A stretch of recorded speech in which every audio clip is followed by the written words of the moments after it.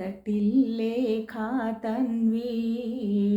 तपनशशिवैश्वानरमयीं निषण्णां षण्णाम्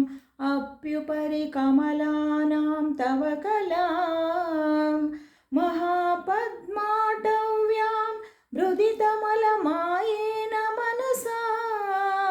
महान्तः पश्यन्तो दधति परमाह्लादलहरीम्।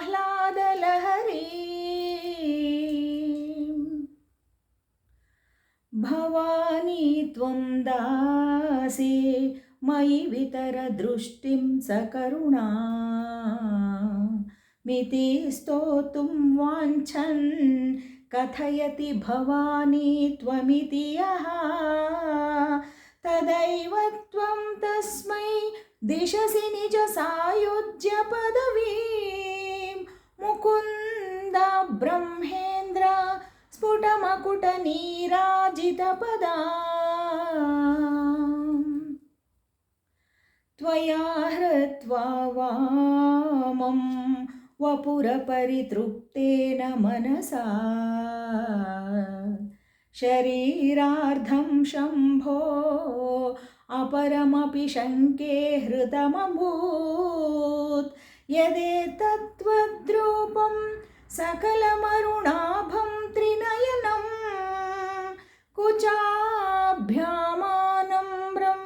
कुटिलशशिचूडालमकुटम् जगत्सूते धाता हरिरवतिरुद्रः क्षपयते तिरस्कुर्वन्नेतत् स्वमपि वपुरीशस्तिरयति सदा पूर्वः सर्वं तदिदमनुगृह्णाति च शिवः तवाज्ञामालम्ब्य क्षणचलितयोर्भूलतिकयोः त्रयाणां देवानां त्रिगुणजनितानां तव शिवे भवेत् पूजा पूजा तव चरणयोर्या विरचिता तथा हि तत्पादोद्वहन मणिपीठस्य निकटे स्थिता हेते शश्वन् मुकुलितकरोत्तं समकुटाः विरिञ्चि पञ्चत्वं व्रजति हरिराप्नोति विरतिं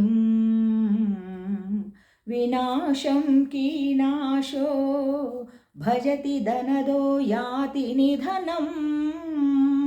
वितन्द्री माहेन्द्री विततिरपि सम्मीलितदृशा महासंहारेऽस्मिन् विहरति सति त्वत्पतिरसौ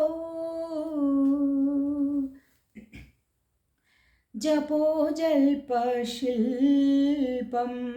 सकलमपि मुद्रा विरचना गतिप्रादक्षिण्या क्रमणमशनाद्याहुतिविधिः प्रणामः संवेशः सुखमखिलमात्मार्पणदृशा सपर्यापर्याय तव भवतु यन्मे विलसितम्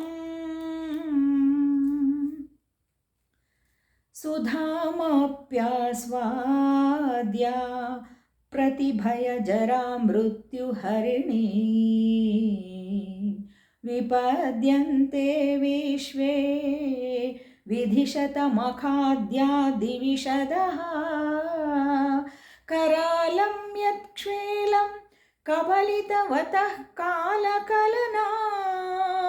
न शम्भोस्तन्मूलं तव जननि ताटङ्कमहिमा किरीटं वैरिञ्चं परिहर पुरः कैटभभिदः कठोरे कोटीरे स्खलसि जहि जम्भारिमकुटं प्रणम्रेष्वेतेषु प्रसभमुपयातस्य भवनं भवस्याभ्युत्थाने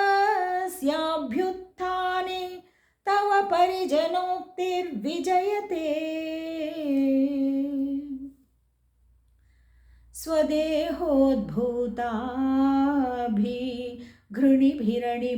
स्वदेहोद्भूताभिघृणिभिरणिमाध्याभिरभितो निषेव्ये नित्ये त्वामहमिति सदा भावयति यः किमाश्चर्यं तस्य